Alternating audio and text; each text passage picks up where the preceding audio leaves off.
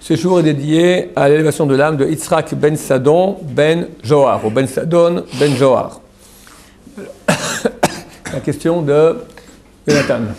Alors j'ai lu et j'ai entendu que il fallait avoir du bitachon en Akadosh Baruch Hu, de la confiance en Akadosh Baruch Hu. Et que de l'autre côté, il fallait que je prie aussi pour avoir ce que je demande. Par exemple, si j'ai besoin d'argent, alors d'un côté, je dois prier parce que c'est le seul moyen d'amener l'abondance. La seule façon que je puisse amener l'abondance, c'est de prier. Et donc voilà, j'ai un problème. Donc d'un côté, je dois avoir confiance en Dieu en ce qui me concerne, mes problèmes d'argent, puisque ça doit être bon pour moi. Et de l'autre côté, alors, je dois prier parce que c'est la seule façon d'amener la chose. Si tu as confiance en Dieu, que tout est bien, pourquoi prier? Voilà. Si Dieu a fixé pour moi un certain destin, que ce soit au niveau de la parnassa, pécunier, que ce soit au niveau de la santé, que ce soit au niveau du shidour, que ce soit au niveau de tous les besoins qu'un homme a besoin, et il y en a besoin, et il y en a beaucoup. On m'a dit d'un côté, il faut avoir du bitachon, confiance en Dieu. Que Dieu m'aime, et tout ce qu'il fait, c'est pour mon bien, donc je n'ai pas à m'inquiéter. D'un côté, tu me dis, non, inquiète-toi, mon cher ami, prie pour ci, prie pour ça, prie pour ça. Ok, alors prenons d'abord la souga du bitachon en elle-même, le problème, la dialectique du bitachon. Bitachon, avoir foi en Dieu, à un point tel où je n'ai aucun souci. Je sais que je suis dans les bras de Dieu. Et lui, comme écrit le Chavot al-Vavot, le devoir des cœurs de Rabbi Baya ben Pakuda, Rabbi Bahaye en bon hébreu, Baya en français, Bahaye en hébreu, il écrit « Quelqu'un, des fois, m'aime beaucoup. Il aimerait beaucoup m'aider, mais il ne peut rien faire. Un proche parent, il voit papa, maman, il voit son fils très très malade, mourant, d'accord, il aimerait tout faire, mais il ne peut rien faire. La guérison n'est pas dans ses mains. Des fois, quelqu'un, il peut tout faire. J'ai besoin d'un million, enfin, j'ai besoin de 10 000 euros, et le monsieur, là, mon voisin à la synagogue, il est multimillionnaire. Il me dit, ça va? Je dis, j'ai besoin de 10 000 euros d'urgence, tout ça. Bon. Mais lui, il est autant qu'il est millionnaire, autant qu'il est radin, d'accord? Alors, il peut, et pour lui, c'est vraiment rien, mais il ne veut pas. Hachem, il nous aime plus que nous-mêmes on s'aime. Il faut bien comprendre ça. Hachem nous aime plus que nous-mêmes nous aimons. Et il peut tout. Il peut tout. Il m'aime plus que moi-même et il peut tout. La conclusion de ces deux paramètres, elle est, ce que dit le Rabbeinu Bahaye, alors de quoi tu te soucies? Il t'aime plus que toi, il peut tout ce qu'il veut. De quoi tu te soucies? Tout ce qu'il aura, c'est pour le bien. C'est un travail. C'est un travail d'une vie ou plusieurs vies, d'acquérir lentement le bitachon. C'est une chose qui est très grande. Et qui amène quoi?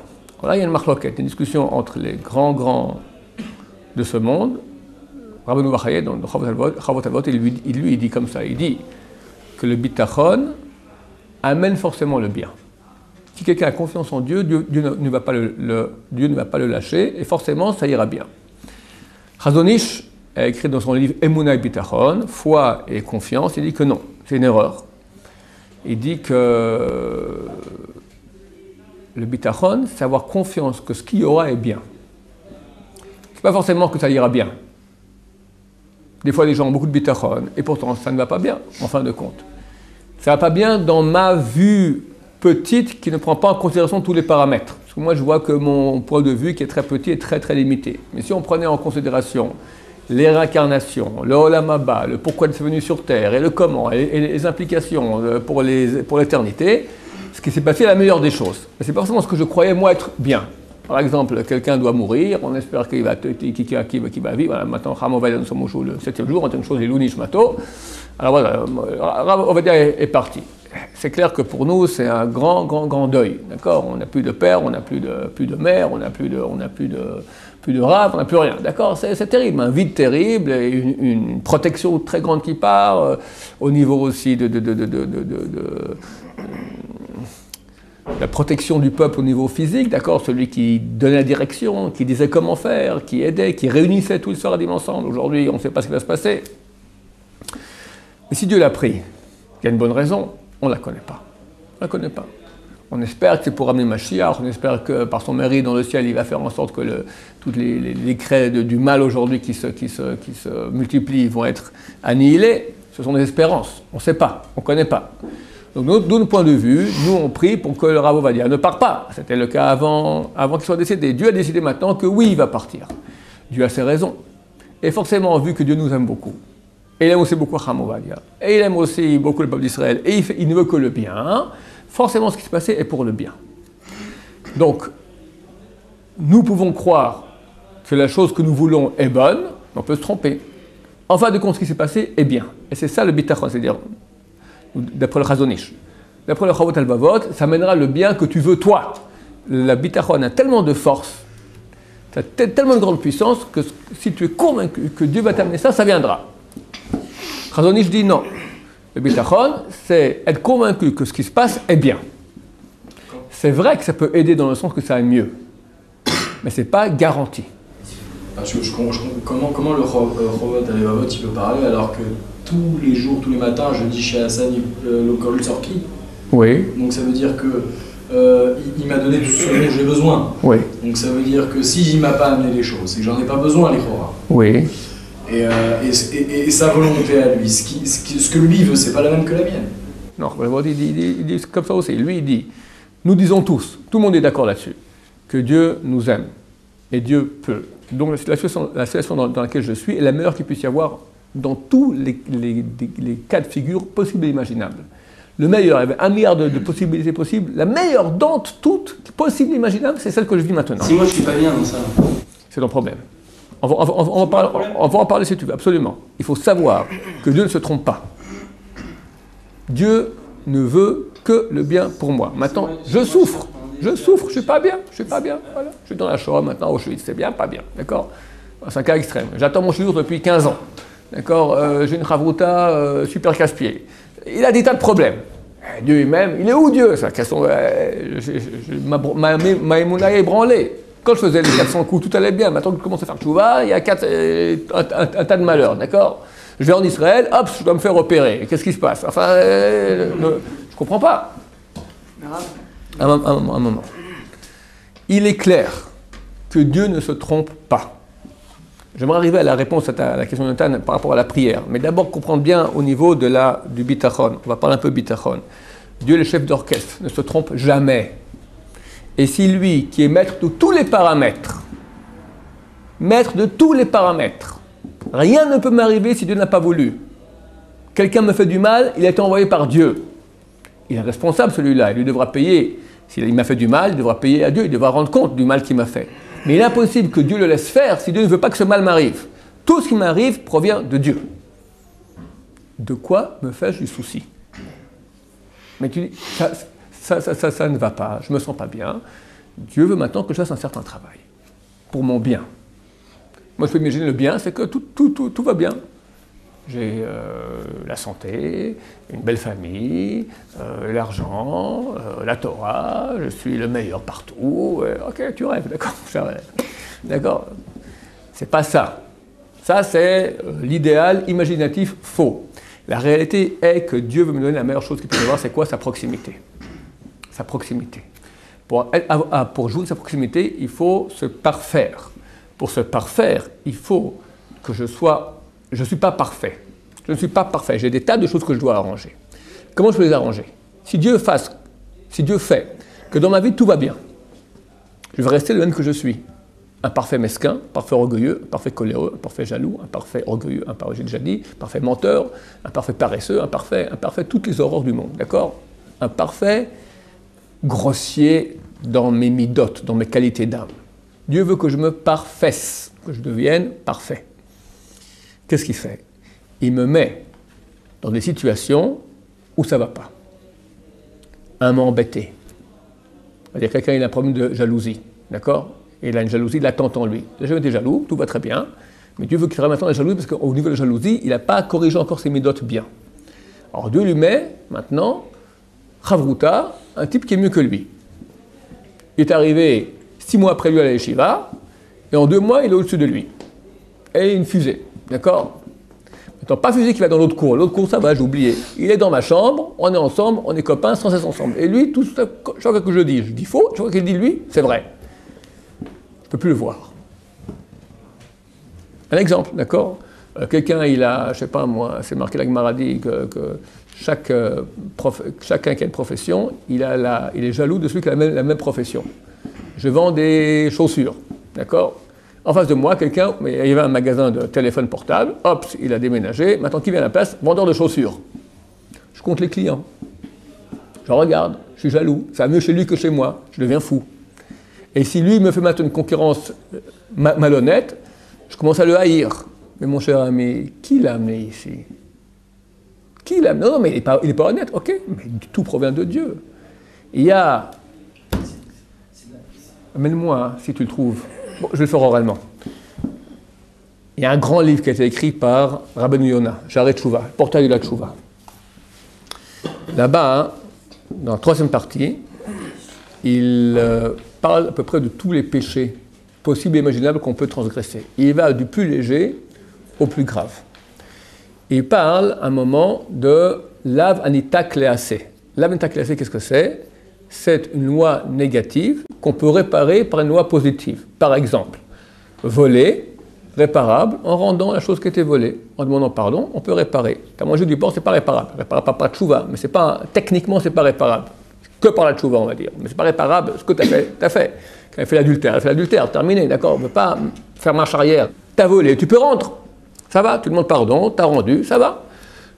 Interdiction de prendre la mère des enfants, un pigeon, d'accord, une colombe qui est sur les œufs, il faut faire partir la colombe et prendre les œufs. Tu vas prendre les deux, tu n'as pas prendre le droit de prendre les deux à la fois. Si tu as pris deux à la fois, tu peux réparer. Comment? Tu laisses partir la mère et tu gardes que les œufs. Ça va. Ça, ce sont des exemples de Lav Nita Kleasé, un interdit qu'on peut réparer par un assez. Il dit il y a un niveau qui est au-dessus, plus grave que celui-là. C'est Lav She'en Bo Ma'aseh, une interdiction qui se fait sans action. Quand on parle d'action, c'est action avec les mains ou avec les pieds. Parler, penser, regarder, entendre, il y a beaucoup de Lav. Et le premier qui cite là-bas, c'est pire. C'est pire. C'est pas réparable? Non. C'est pas pour cette raison. C'est dans les niveaux, comme ça, Chazal l'a institué. Hein? Parole aussi, c'est qu'on ne sait pas comme Maaseh. À ce niveau-là, là, She'en Bo Ma'aseh. Alors, il cite là-bas plusieurs. Il commence le premier qui dit, celui de se souvenir de Dieu, ne pas oublier Dieu. Et il dit, c'est une mitzvah auquel il faut penser toujours, ne pas oublier Dieu. C'est pourquoi pas oublier Dieu? Quelqu'un vient maintenant, me traite tous les noms. Ou, je sais pas moi, il passe devant moi à la queue, d'accord? Il prend une pierre, jette dans ma voiture, casse le pare-brise. Qu'est-ce que j'en sais? Ça ne manque pas des cas pareils, d'accord? Un voisin qui me dérange, il a pris du terrain, il a construit un balcon, il a pris un peu de mon truc, machin. Allez, dans les tribunaux, il y a plein de problèmes, de haine. Si Dieu m'a envoyé, une pierre est tombée du ciel, boum, il y a un arbre qui a une tempête, l'arbre est tombé, boum, sur ma voiture. Ok, capara, tout vient de Dieu. Le voisin a démoli son mur et il n'a pas fait attention, il a pris, hop, c'est jeté sur ma voiture. Je dis tout capara, ça vient de Dieu. C'est hyper, et je donne point de suspension très lourd, d'accord? Je ne me gêne pas. J'ai une haine. J'ai oublié Dieu. C'est pas l'autre. Dieu est le chef d'orchestre. Il n'y a pas une chose dans ce monde, un petit brin de quoi que ce soit qui n'agit pas en fonction du désir de Dieu. Dieu a voulu cela. Attention, il ne faut pas se tromper. Moi maintenant, c'est moi qui ai jeté, d'accord? J'ai jeté une pierre dans la voiture du voisin. J'ai fait un péché. Et je devrais rendre compte à Dieu du péché que j'ai fait. Mais jamais Dieu m'aurait laissé faire cela si le voisin ne méritait pas aussi de recevoir. Donc le voisin, celui qui reçoit le mal de la part de son prochain, il doit comprendre que son prochain, c'est un ange envoyé de Dieu. Et qu'il ne faut pas lui en vouloir parce qu'il est envoyé par Dieu. L'ange qui a fait cela, lui, il aura des comptes à payer par rapport à Dieu. Mais ce n'est pas mon affaire. Pas mon affaire du tout. Et ça, c'est un principe qui est très, très, très dur à intégrer. Parce qu'on a tendance à regarder l'autre, à le haïr, à lui en vouloir. Et à ce moment, on transgresse un péché qui est pire que le vol. T'oublies Dieu. T'oublies Dieu. Et Dieu dans l'histoire. Et Dieu dans l'histoire. On n'ira jamais au Beddin. Hein? On n'ira jamais au Beddin. Alors, ça ne t'empêche pas de maintenant l'empêcher de faire du mal et qu'il te rembourse. Ok, mais comprendre, c'est pas avec lui que tu as affaire. Dieu t'a permis d'aller maintenant, même, tu as un devoir, d'aller au tribunal rabbinique, lui dire, mon cher ami, tu m'as cassé ma voiture, paye-moi, c'est normal. Je ne dois pas lui en vouloir, pas le haïr. Lui, tu es un envoyé de Dieu, c'est tout. Dieu a voulu que j'ai maintenant tout un casse-tête, d'aller au tribunal, etc. Ok, c'est le casse-tête que Dieu a voulu. Au contraire, pourquoi Dieu m'envoie? La réaction doit être maintenant, Dieu maintenant m'a envoyé le voisin casse-pied. Qu'est-ce qu'il veut? Ça, c'est authentiquement juif. Qu'est-ce qu'il veut de moi? Après tout, tout ce qui m'arrive, c'est Dieu qui décide. Donc, s'il place un envoyé de Dieu, c'est un envoyé de Dieu. Pourquoi Dieu m'envoie ça? Dieu, un moment. Dieu veut maintenant que je change quelque chose chez moi. J'ai une mida c'est clair. Quand une chose m'arrive, ça veut dire qu'il y a ici, chez moi, un trait de caractère qui n'est pas réparé, qui n'est pas parfait. Et qui de nous peut dire qu'il est parfait? Dieu veut qu'on se travaille à ce niveau-là. Et si on ne trouve pas, rien qu'au niveau du bitachon, de la foi en Dieu. Aie foi en Dieu. Ça aussi, c'est une chose qui doit se travailler. Si tout va très bien, bien sûr, tu as foi en Dieu. Tu n'as aucune foi en Dieu. Parce que quand tout va très bien, tu peux pas juger si tu as la foi en Dieu. Quand ça ne va pas du tout, quand c'est très très mal, tu ne comprends rien, tu dis, moi j'ai une confiance totale, je suis complètement serein. J'espère que ça ira bien, etc. J'ai un cœur, je souffre, etc. Mais je suis serein, je comprends que tout provient de Dieu. Ça, c'est un travail extraordinaire. Celui qui arrive à cela, d'habitude, Dieu l'enlève. Il y a eu beaucoup de cas, je connais beaucoup de cas, d'exemples de gens qui ont eu des malheurs, qui ont des problèmes dans leur vie. Et ils ont compris qu'est-ce que Dieu voulait d'eux. Ils ont arrangé ça, le malheur il part. Des fois miraculeusement. Miraculeusement. Donc c'est ça, l'épreuve malgré tout, c'est pas une... ce que vous dites, ce qui me dérangeait, et vous avez répondu quelque part à la question, c'est que presque il y avait un sentiment de fatalité, quoi. C'est-à-dire c'est la fatalité, on n'a pas le choix. C'est quoi fatalité? Fatalité, c'est dire que c'est mal. La fatalité, ça... Regarde, la fatalité... On ne peut pas faire autrement. J'ai compris. La fatalité, il y a une connotation de c'est pas ce qui aurait dû arriver, c'est pas bien, et on ne peut rien y faire. Ça, c'est archi faux. C'est archi faux. Dieu m'aime plus que tout. Dieu peut le bien plus que tout. Et c'est lui qui gère tout ce qui m'arrive. De quoi je me soucie? Ah, la question que je dois me poser, pourquoi ça m'est arrivé? Pourquoi ça m'est arrivé? Ah ben, Dieu veut quelque chose de moi, il veut un travail. Donc toi, quand tu poses la question, mais je ne vais pas bien, tu ne vas pas bien parce que tu n'es pas en phase, que Dieu veut quelque chose de toi. Il veut que tu travailles sur le bitachon, il veut que tu travailles sur la patience, il veut que tu travailles sur la prière, il veut que tu travailles, etc. Il y a beaucoup de travaux à faire. Beaucoup. Arrivons maintenant à la question, la prière. Mais d'après le Rav Dalavot, j'ai aucune mitzvah d'accepter ou de voir le bien dans la pierre que je reçus. Au contraire, il faudrait que je prie pour... Parce que le bitachon, c'est savoir que quelqu'un va me donner tout ce que je veux. Mais si maintenant, je reçois une pierre, je ne le veux pas. Bitachon, c'est penser que Dieu, tout dépend de Dieu, et lorsque j'aurai un bitachon très grand, tout ira bien. Ça ne va pas du tout contre ce que j'ai dit. Pourquoi? On est d'accord? Même si j'arrive au bitachon, à 100%, je n'ai pas le devoir d'accepter, de voir le bien dans l'épreuve. Parce que moi, le bitachon, c'est quoi? C'est savoir que ça me donnera tout ce que je veux moi, mais ce que je ne veux pas moi. Non, je ne pense pas que le Rav Dalavot veut dire que tout ce que tu veux arrivera si tu as du bitachon, même si c'est une chose qui est mauvaise en soi. Je ne pense pas qu'il puisse dire une chose pareille. Je ne pense pas.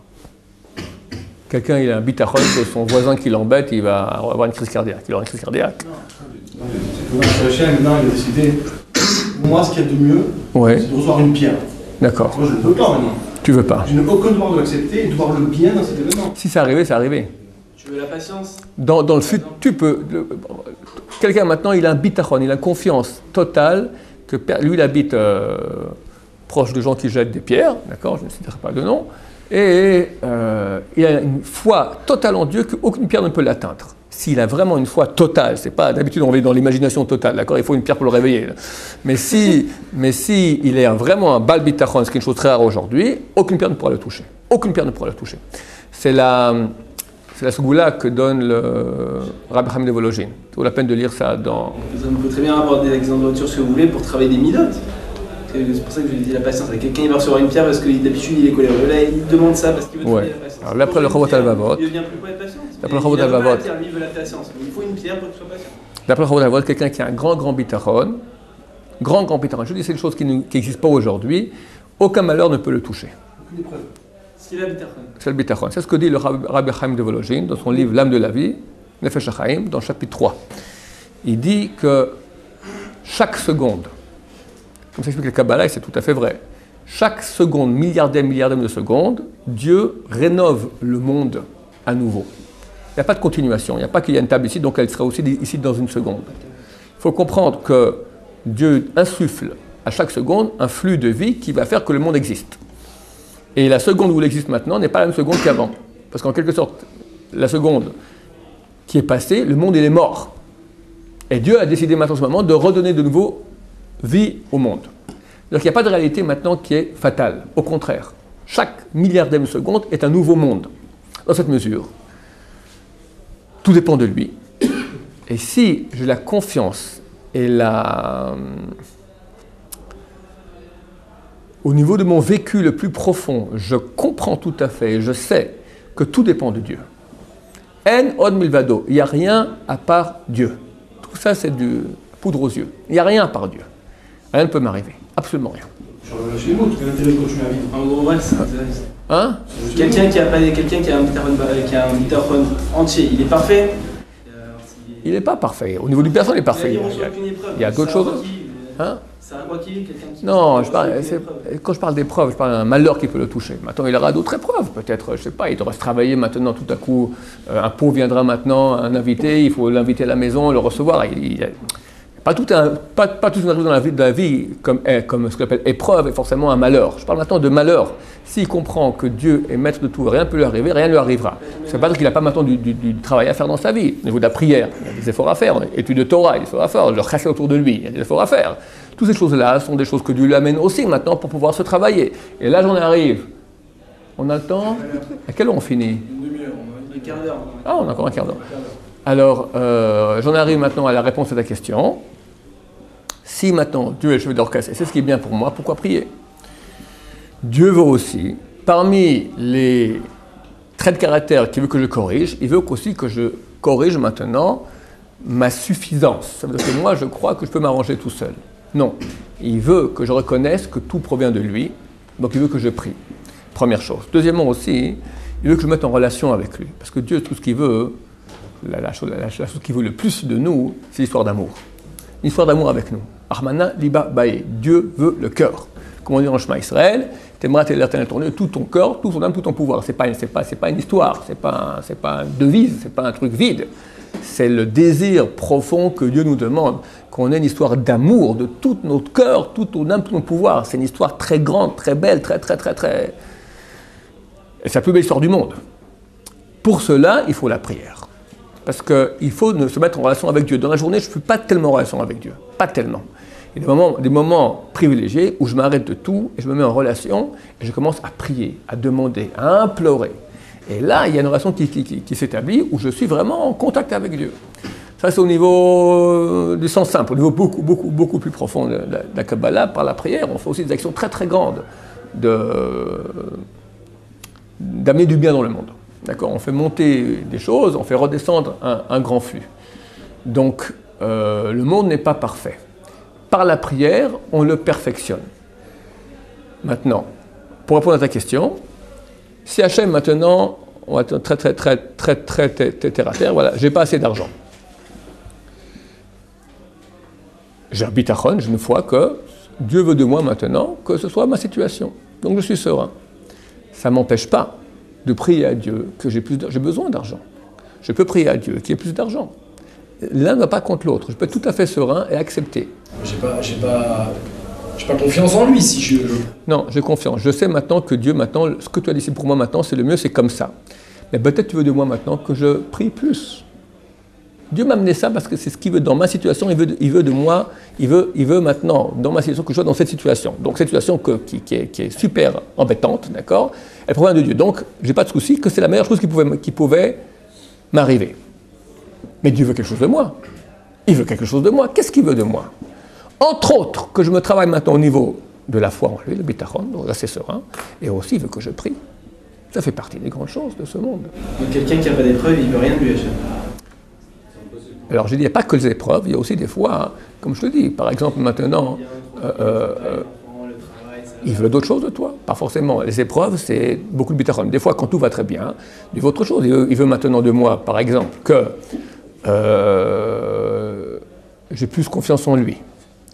bien que je sois en situation où tout va bien, quelque part, c'est beaucoup plus difficile d'être en relation avec Dieu quand tout va bien que quand tout va mal. Quand tout va mal, on a le pied, on n'a pas le pied, on a le visage levé vers Dieu, d'accord, c'est normal.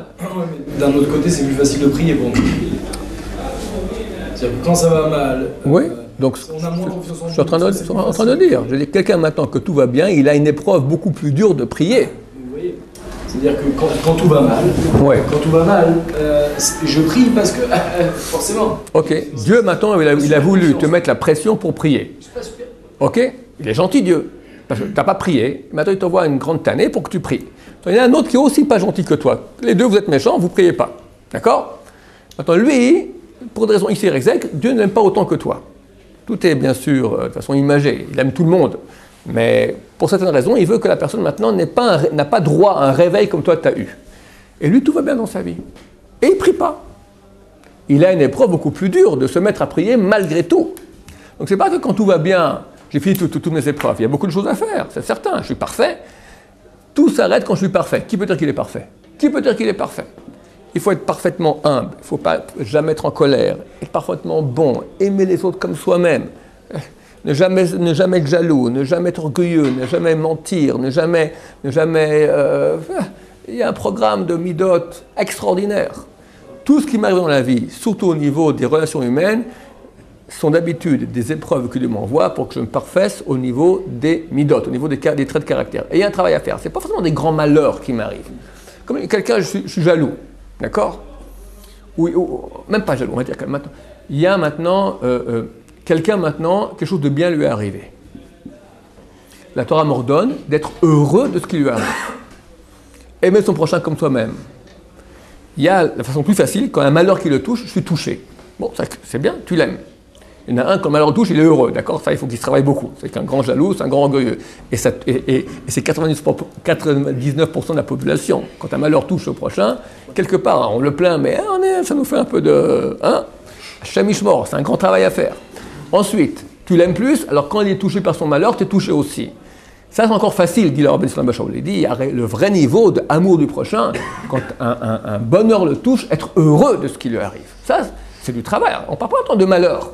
Au Hacham, il a eu le loto, d'accord, 1 million d'euros. Alors, tu es parfaitement heureux, ça ne te fait rien, ou un peu ça te travaille, pourquoi lui et pas moi, d'accord? Pourquoi lui et pas moi? Il faut travailler beaucoup. Si ça ne te fait rien maintenant, c'est déjà mieux, mais c'est pas encore le top. Le top, tu es heureux pour lui. Combien de pureté d'âme, combien de travail sur le cœur il faut faire durant des années pour arriver à ce niveau-là? Être heureux qu'il a eu le loto. C'est du travail. Donc, pas qu'il y a un malheur, il y a du travail à faire. Et Dieu m'a amené maintenant mon voisin, justement lui et pas moi, d'accord, pour que je me travaille là-dessus. C'est évident, rien n'arrive autour de moi, ça n'a pas à voir avec moi. Vous avez dit que la prière ne va pas contre l'acceptation de l'épreuve, mais quelqu'un qui n'accepte pas l'épreuve, qui n'accepte pas sa situation précaire, pourquoi doit-il prier? Il doit accepter d'être pauvre. Non, il doit prier. Même si quelqu'un maintenant n'accepte pas ce qui lui arrive, ça n'empêche pas qu'il doit prier à Dieu pour que ça change. Et ça peut aider, c'est ce que Dieu veut. Non, il faut prier pour accepter l'épreuve. Non. Il y a deux mitzvot. Il y a une mitzvah d'avoir du bitachon, d'avoir foi en Dieu, que ce qui m'arrivait bien, et une mitzvah de prier. C'est deux mitzvot qui sont différentes. Donc si quelqu'un maintenant il est en situation de manque, d'accord, manque d'argent, manque de chidour pour se marier, manque de réussite dans les études, manque de tout ce que tu veux, d'accord? Il en manque de santé. Alors, il doit faire deux choses. D'abord se dire, mitzvah de bitachon, tout ce que fait Dieu est pour le bien, donc je suis serein. Maintenant, je vais travailler. Qu'est-ce que Dieu veut de moi? J'ai un boulot à faire.